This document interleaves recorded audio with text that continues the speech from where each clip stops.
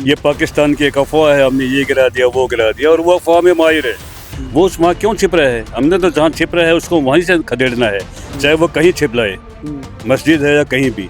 अगर मस्जिद में छिपते हैं तो मस्जिद पे हमला होगा, वहाँ मंदिर में छिपते हैं तो मंदिर पे भी हमला करेंगे, गुरुद्वारे पे छिपेंगे तो गुरुद्वारे पे भी हमला करेंगे। वहाँ पे अजहर महमूद का परिवार वहाँ रहता था उस मस्जिद में। हमने मस्जिद पे हमला नहीं किया, हमने उस परिवार पे हमला किया जिसमें वो रह रहे थे और उसके बच्चे रह रहे थे। हमारा काम है दुश्मन को टोके मारना, उसको नेस्तनाबूद करना, उसको खत्म करना, चाहे वो कहीं भी छिपे हों। सर, पाकिस्तान कितने दिन भारत के आगे टिक सकता है? जिस तरीके से पाकिस्तान लगातार कह रहा है कि उनके पास न्यूक्लियर बम्स हैं, उनके पास उनकी सेना है, गन है, हथियार हैं, हथियार में डालने के लिए बारूद है। उनके पास 10 दिन का बारूद है, गोला बारूद है। 10 दिन के बाद हथियार पड़े रहेंगे, वो लाठी वाला काम करेंगे, हथियार कारगर नहीं होंगे। क्या लगता है सर, इसकी आंच हरियाणा चीन तक भी पहुंच सकती है? दुर्भाग्यपूर्ण है, लेकिन कैजुअलिटी तो होना ही है। अगर फायरिंग हो रहा है तो फूल तो बरसते नहीं है, गोले बरसते हैं, गोलों में तो कुर्बानियाँ होती हैं। मेरे साथ इस पर ज़्यादा बातचीत के लिए कर्नल DK भारद्वाज हैं। थोड़ा सा इनके बारे में बता देता हूं। इनकी सर्विस जो है तकरीबन 10 साल जम्मू में रही है, और 1999 में जो भारत और पाकिस्तान के बीच युद्ध हुआ, उसके बाद जो समझौता हुआ उन पर इन्हीं ने जो है साइन किए थे। 3 अधिकारी भारत की तरफ से थे और 3 अधिकारी पाकिस्तान की तरफ से थे। आज जिस सिस्टम ने पाकिस्तान के ड्रोन हमलों को या फिर कहें कि रॉकेट हमलों को डिफ्यूज किया, यानी कि S-400, वो भी इन्हीं की अगुवाई में जो है भारत में शिफ्ट किया गया था। सर, सबसे पहले तो एक्शन इंडिया पर आपका बहुत बहुत स्वागत है सर। धन्यवाद राजीव, आप आए यहाँ पे, बहुत बहुत धन्यवाद। सर, पाकिस्तान लगातार ये दावे कर रहा है कि उसने भारत के मिराज, राफेल जैसे जो एयरक्राफ्ट है उनको गिराया है। वो लगातार कह रहा है कि हम भारत के सैन्य ठिकानों पर हमला करेंगे। 15 सैन्य ठिकानों पर कल देर रात उन्होंने हमला करने की कोशिश की, लेकिन आप लोग जो जो एयर डिफेंस सिस्टम भारत के लिए लेकर आए, S-400, उसने बड़ा कमाल कर दिखाया सर कल। आपने कर्नल सोफिया कुरैशी का भी इंटरव्यू देखा होगा। उन्होंने स्पष्ट कर दिया है कि हमारा कोई नुकसान नहीं हुआ। ये पाकिस्तान की एक अफवाह है, हमने ये गिरा दिया वो गिरा दिया, और वो अफवाह में माहिर है, वो सबको मालूम है। और हमारा S-400 सिस्टम रशिया से हम लेके आए थे, 2 सिस्टम, एक चाइना बॉर्डर पे तैनात है अभी, और एक वेस्टर्न बॉर्डर पे, पाकिस्तान बॉर्डर पे है।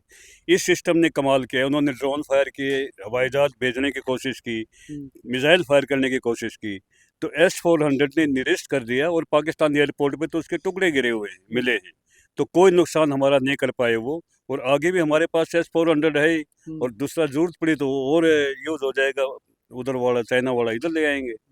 ये हमारा कारगर तरीका है, और हमको नुकसान पाकिस्तान नहीं कर पाएगा। पाकिस्तान जो है वो लगातार ये दावे करा कि पाकिस्तान ने जो एयर स्ट्राइक की वो सिविलियन के ऊपर की है, मस्जिदों के ऊपर की है, उसमें 3-3 साल के जो बच्चे थे वो मारे गए। इस तरीके के आरोप जो है भारत के ऊपर पाकिस्तान लगा रहा है। वो क्या दिखाना चाह रहा है सर? इस तरीके के जो बयानबाजी उनके जो अफसर हैं, उनके जो नेता हैं, वो लोग ये इस तरीके के बयान दे रहे हैं सर। जो हमने कश्मीर में मस्जिद पे हमला किया है, वहाँ पे अजहर महमूद का परिवार वहाँ रहता था उस मस्जिद में। हमने मस्जिद पे हमला नहीं किया, हमने उस परिवार पे हमला किया जिसमें वो रह रहे थे और उसके बच्चे रह रहे थे। वो उस वहाँ क्यों छिप रहा है? हमने तो जहाँ छिप रहा है उसको वहीं से खदेड़ना है, चाहे वो कहीं छिप लाए, मस्जिद है या कहीं भी। उन्होंने हमारे गुरुद्वारे में, पुंछ में हमला किया कल। तो इस तरह की तो बातें हैं, जहाँ वो छिपे रहेंगे कहीं भी छिपो। अगर मस्जिद में छिपते हैं तो मस्जिद पे हमला होगा, वहाँ मंदिर में छिपते हैं तो मंदिर पे भी हमला करेंगे, गुरुद्वारे पे छिपेंगे तो गुरुद्वारे पे भी हमला करेंगे। हमारा काम है दुश्मन को टोके मारना, उसको नेस्तनाबूद करना, उसको खत्म करना, चाहे वो कहीं भी छिपे हों। ये प्रोपेगेंडा है कि बच्चे तो मरे हैं, इसमें कोई शक नहीं। और अजहर महमूद ने बोला कि मेरे 10 परिवार के मर गए, मैं मर जाता तो और भी अच्छा था। तो हमने मारना ही था उनको, उसके परिवार के लोगों को, और भी मिलेंगे तो औरों को भी मारेंगे। सर, जो पाकिस्तान है वो लगातार, जो भारत ने एयर स्ट्राइक की है, ऑपरेशन नामक ये जो एयर स्ट्राइक हुई, उसके बाद पाकिस्तान में खलबली है। लगातार LOC पर जो है वो सीज फायर का उल्लंघन कर रहा है, जिसमें जो कश्मीर के बासिंदे थे उनके मरने की भी खबरें हैं, कई लोगों के घायल होने की खबरें हैं। भारत उसका किस तरीके से जवाब देगा सर? मैं खुद आर्टिलरी से हूँ, और बफोर गन का मैं CO रह चुका हूँ। और अभी लड़ाई चल रही है जो बॉर्डर पे कश्मीर में POK में, वो आर्टिलरी की लड़ाई है। और आर्टिलरी में के जो हमारे पास आर्टिलरी की गने हैं, मिसाइल्स हैं, 40-40 किलोमीटर की रेंज है हमारी बफोर्स वगैरह की, तो हम फायर कर रहे हैं, वो भी फायर कर रहे हैं, मुकाबला हम दे रहे हैं। उन्होंने हमारे सिविलियन इलाकों में फायर किया, हमारे एक जवान भी शहीद हुआ आज, और सिविलियन काफ़ी शहीद हुए हैं अपने, तकरीबन हमारे पास जो खबरें हैं 15 से 20 हमारे सिविलियन शहीद हो गए हैं उनके आर्टिलरी की फायरिंग से। और जब आर्टिलरी की फायरिंग होती है, बॉर्डर एक्टिव होता है, तो देखो कैजुअलिटी तो होंगी, ये इससे कोई घबराने वाली बातें नहीं होती, ये नॉर्मल से तरीके हैं। दुर्भाग्यपूर्ण है लेकिन कैजुअलिटी तो होना ही है, अगर फायरिंग हो रहा है तो फूल तो बरसते नहीं है, गोले बरसते हैं, गोलों में तो कुर्बानियाँ होती हैं। सर भारत भी अपनी, चाहे वो युद्ध की स्थिति जिस तरीके से बनती जा रही है, भारत भी अपनी तैयारियां कर रहा है।